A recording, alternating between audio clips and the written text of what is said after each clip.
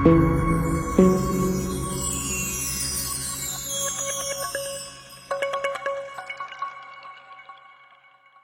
الله الرحمن الرحيم والحمد لله رب العالمين اللهم صل وسلم وبارك على نبينا وحبيبنا محمد وعلى آله وصحبه أجمعين وبعد.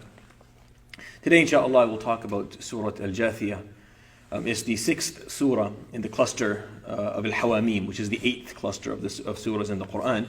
And Al-Hawamim, they give advice and warnings for us as we continue on our journey of serving Allah subhanahu wa ta'ala in His faith. The first three surahs gave us pieces of advice, and the second three will give us warnings. And Surat Al-Jaathyah is the last one of those three. And tomorrow the last surah in the cluster will state a very important rule that I'll talk about. Surat Al-Jaathyah is a Makki surah, and it's not very long. It's 3.5 pages. And the warning that it offers is from vanity and arrogance. This is the downfall of most people. It was the downfall of Iblis, it was the downfall of Fir'aun, it was the downfall of Qarun, it was the downfall of many characters in the Quran and people whom we know lived with us or lived before us. Vanity and arrogance are a lethal disease. And the surah begins by stating some of Allah subhanahu wa ta'ala's signs in the universe. Hamim, tanzilul kitabi min Allahi al-aziz al-hakim, inna fi as-samawati wal-ardi la-ayatin lil-mu'minin, wa fi khalqikum, wa ma yabuthu min dabbah ayatun liqawmi ya'qilun. The surah starts by saying that indeed within the cosmos on the earth there are signs for those who believe. And at the end of counting these signs, he says, subhanahu wa ta'ala, تِلْكَ آيَاتُ اللَّهِ نَتْلُوهَا عَلَيْكَ بِالْحَقِّ فَبِأَيِّ حَدِيثٍ بَعْدَ اللَّهِ وَآيَاتِهِ يُؤْمِنُونَ. These are the signs of Allah subhanahu wa ta'ala. We are reciting them upon you with righteousness. What else are you going to believe in if not the signs of God? And if you go to the verses, you'll find that the first one ends with mu'mineen, the second one ends with ya'qilun, the second one ends with yuqinun. As if the surah is saying, the more you look at these signs, you go from a state of faith to a state of understanding, to a state of certainty. You kind of build your faith that way. This is all a build-up, so that Allah subhanahu wa ta'ala in the rest of the surah points out the problem of arrogance from different parties. The first party that Allah subhanahu wa ta'ala points out the arrogance regarding their behavior is the disbelievers. وَيْلٌ لِكُلِّ أَفَّاكٍ أَثِيمٍ. Affak is someone who lies publicly or forwardly or just openly with no shame regarding it. Someone who lies and supports their lies and knows that they're actually lying. Athim is sinful. So someone who's doing it knowing that it's wrong. Sometimes, in rare cases, someone will be lying and not knowing that's the wrong thing to do. But Athim is someone who's lying and knows that they're lying. Why is that description there? يَسْمَعُ آيَاتِ اللَّهِ تُتْلَى عَلَيْهِ ثُمَّ يُصِرُّ مُسْتَكْبِرًا كَأَن لَّمْ يَسْمَعْهَا فَبَشِّرْهُ بِعَذَابٍ أَلِيمٍ. This person hears the signs of Allah subhanahu wa ta'ala being recited upon him, and then he turns his back in arrogance and vanity, as if he didn't hear them, as if he wasn't listening.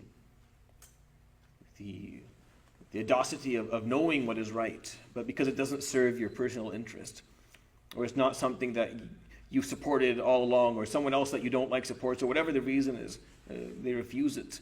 The downfall of arrogance from someone who's a disbeliever. فَبَشِّرْهُ بِعَذَابٍ أَلِيمٍ. وَإِذَا عَلِمَ مِنْ آيَاتِنَا شَيْئًا اتَّخَذَهَا هُزُوًا. And if you show these people, if you show someone like that, the signs of Allah subhanahu wa ta'ala, they will treat it as a joke, as if they will mock it. سورة الجاثية هي السورة السادسة في مجموعة السور الثامنة في القرآن الكريم، مجموعة الحواميم، وهي مكونة من 7 سور. هي نصائح ومحاذير في طريق خدمة دين الله سبحانه وتعالى. السورة الثلاث الأولى هي نصائح، والسورة الثلاث التي تليها هي محاذير، ونحن اليوم في آخر سورة من هذه السور. وغدا السورة الأخيرة من سور الحواميم الأحقاف هي تتحدث عن قاعدة كونية مهمة إن شاء الله.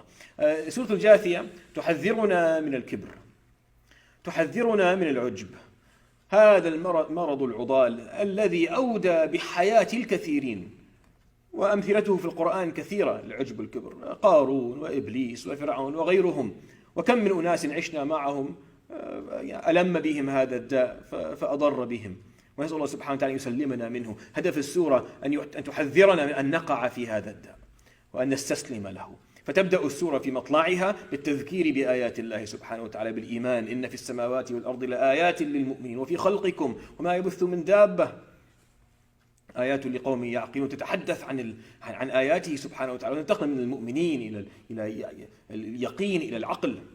هذه الدرجات في معرفة الله سبحانه وتعالى والاتصال به.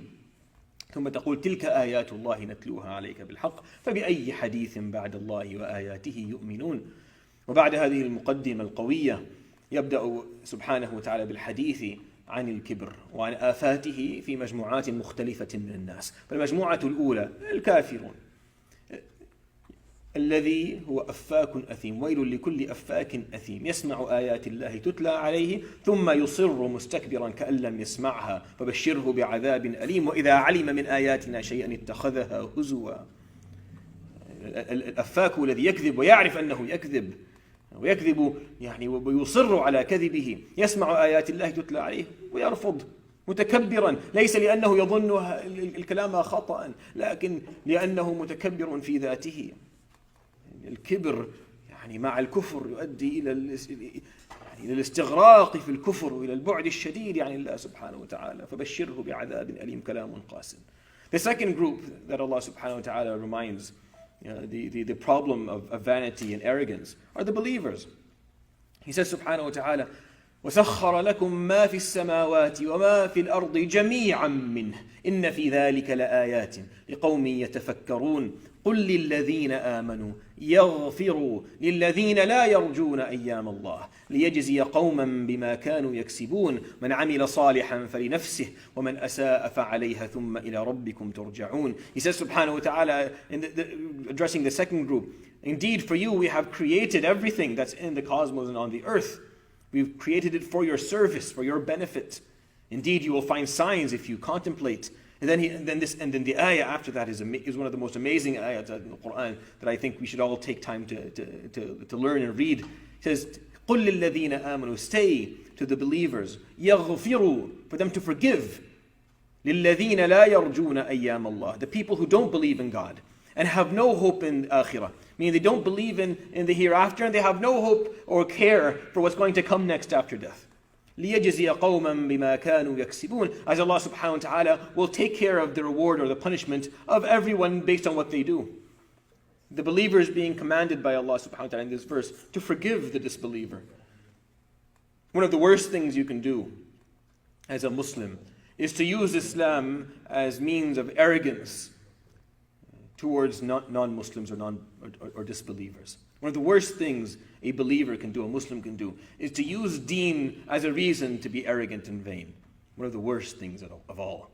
It's worse even than what the kafir does.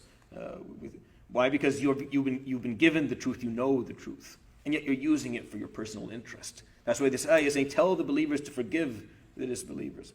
Allah subhanahu wa ta'ala will take care of punishment and reward. Forgive. Don't be arrogant.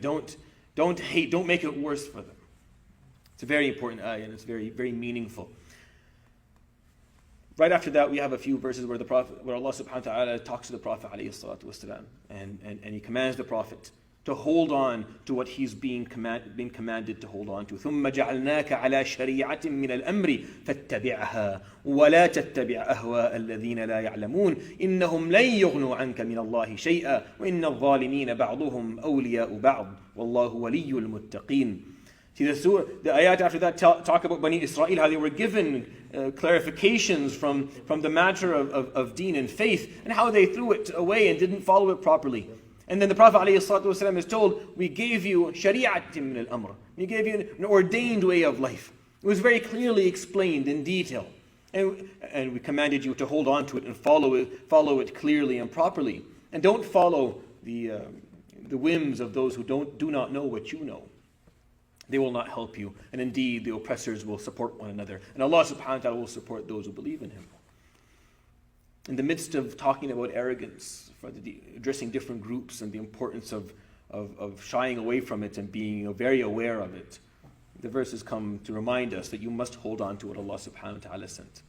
That the Sharia actually commands you to follow certain laws and rules, and if you follow them, you end up shying away from stuff like this. The problem that we have is that we cherry pick when it comes to what we want to do within our deen. Certain aspects of our deen we like, so we follow, and others we don't, so we leave it. And that causes an imbalance in our faith in our deen. And it causes cracks, I can say probably, cracks within the structure of our deen, and through these cracks seep arrogance and vanity and all the other problems. But if we followed properly as this ayah told the Prophet ﷺ, that probably wouldn't have happened. ثم سبحانه وتعالى يوجه الكلام عن الكبر تحذيرا منه إلى المؤمنين بآية عظيمة جميلة.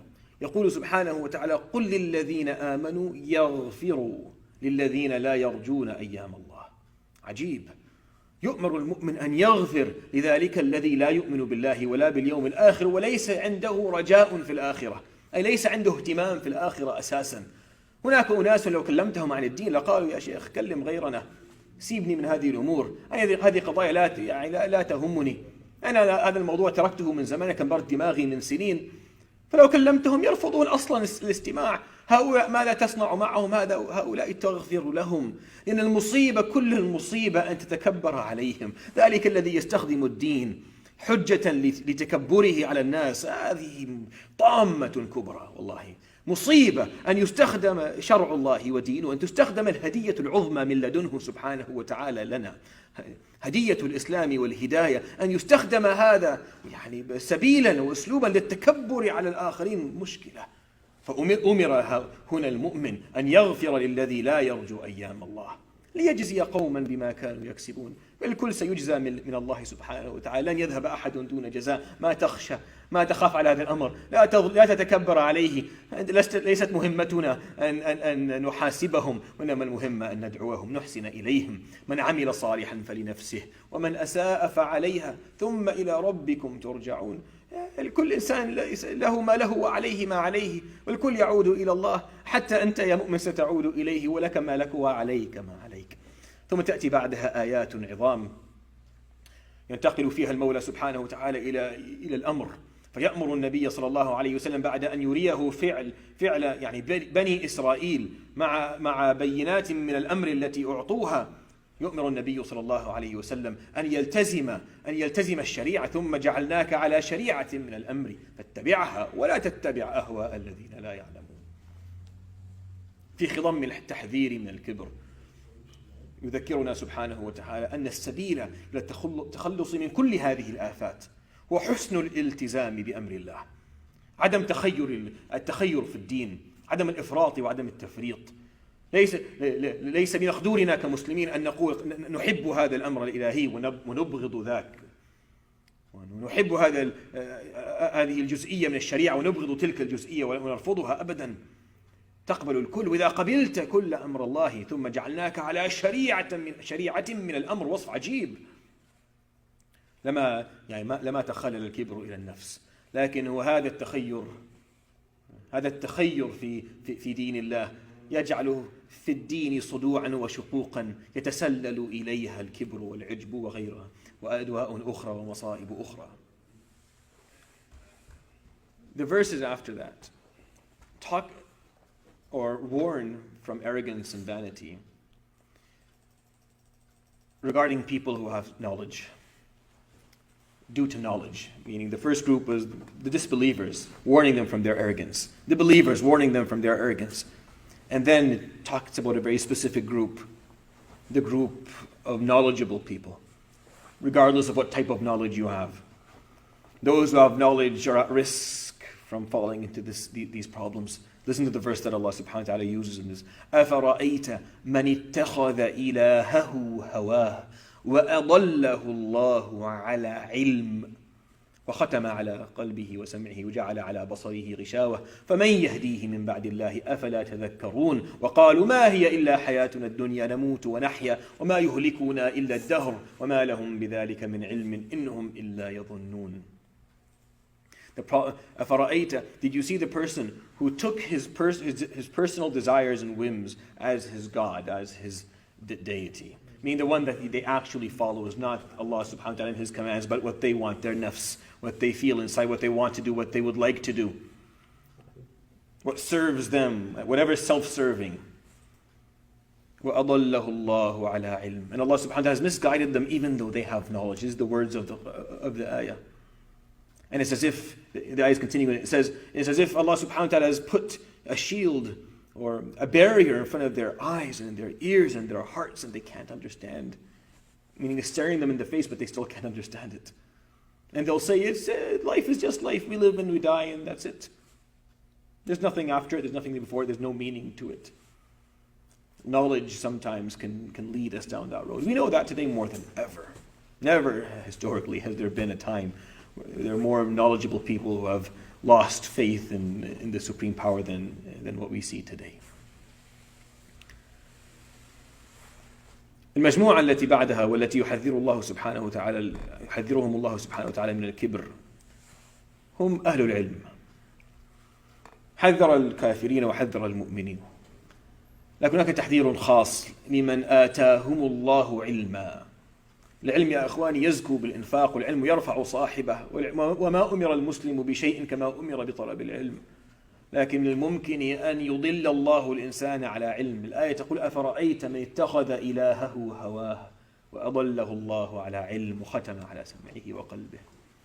هذا الختم ممكن يحصل للذي يتكبر بعلمه ويظن نفسه خيرا من غيره بسبب العلم الذي آتاه الله إياه، فيلحد ويقول ما هي إلا حياتنا الدنيا نموت ونحيا وما يهلكنا إلا الدهر وما لهم بذلك من علم إنهم إلا يظنون.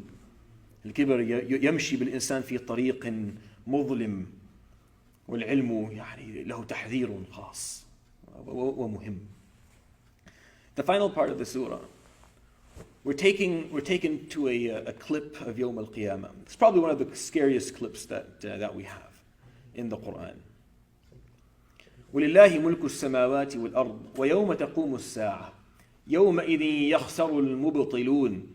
And Allah subhanahu wa ta'ala, to him, He owns subhanahu wa ta'ala the cosmos and the earth. And on the day of judgment, when the time comes, those who followed the wrong path will lose. وَتَرَى كُلَّ أُمَّةٍ جَاثِيَةٍ كُلُّ أُمَّةٍ تُدْعَى إِلَى كِتَابِهَا الْيَوْمَ تُجْزَوْنَ مَا كُنْتُمْ تَعْمَلُونَ هَذَا كِتَابُنَا ينطق عليكم بالحق إنا كنا نستنسخ ما كنتم تعملون. And on that day, when the person finally figures out what's going to happen next, when it finally sinks in what's going to come after all of that, once Jahannam is paraded and they see the mawazeen and Allah subhanahu wa ta'ala is judging people, and it finally sinks in, nations, not people, nations fall to their knees. Nations fall to their knees, knowing that what's coming next is not what they were hoping for. Every ummah every nation is going to be called to their book. It's as if not only are we going to be held accountable individually for what we did, but at a certain point, Yawm al-Qiyamah, there's going to be public accountability. There's going to be group accountability for how we lived our lives. Meaning nations will be judged as nations, and then within each nation, individuals will be judged. There's a book for each nation that they'll be judged by. Why are they on their knees? Out of fear? Out of anxiety? I don't know. But it's a sign of humility. That same humility, had that nation possessed that humility in dunya instead of the arrogance, they wouldn't be in that spot. But they lacked humility in dunya. So Yawm al-Qiyamah, that has to be the case. You're going to be humble. It's just a matter of choosing when. We're going to be humble. We just have to choose whether we're going to do it now or wait until that moment when we're on our knees. And nations are being judged, not just individuals, for how they behaved and for what they forgot and what they left out and the people they left behind. I feel like the part of this verse is used that because the only part of the place in the Quran where there's some reference to group accountability instead of individual accountability is because what nations do, what groups do, what societies do is they forget or they leave behind the weak. They leave behind the poor. And what causes that is arrogance. What causes societies to continue to move forward, leaving behind the more vulnerable parts of their more vulnerable peers, is just arrogance, not caring for those who are poor and who are weak, who have nothing. So Yawm al-Qiyamah, there's going to be group accountability regarding that. The surah ends with him saying, subhanahu wa ta'ala, فَلِلَّهِ الْحَمْدِ رَبِّ السَّمَاوَاتِ وَرَبِّ الْأَرْضِ رَبِّ الْعَالَمِينَ وَلَهُ الْكِبْرِيَاءُ فِي السَّمَاوَاتِ وَالْأَرْضِ وَهُوَ الْعَزِيزُ الْحَكِيمُ. Indeed, only to Allah and exclusively to Allah is all hamd. Hamd. This is how you get rid of vanity. You want to get rid of vanity? You use hamd. You praise Allah subhanahu wa ta'ala. Praise is always due to Allah subhanahu wa ta'ala, not to us. If you praise yourself, you're taking the spotlight and you're putting it on you. The spotlight isn't on me. It never was, it never isn't now, and never will be. The spotlight is Allah subhanahu wa ta'ala. It belongs to Him. Praise is due to Him, not due to us. And if you start thinking about that when you say it every time, the levels of arrogance and vanity will slowly start to come down, and you'll start to see it's like it's blocking vision. When it comes down, you can start seeing clearly again. وَلَهُ الْكِبْرِيَاءُ. And true arrogance and vanity belongs to Allah. That's the last verse in the surah.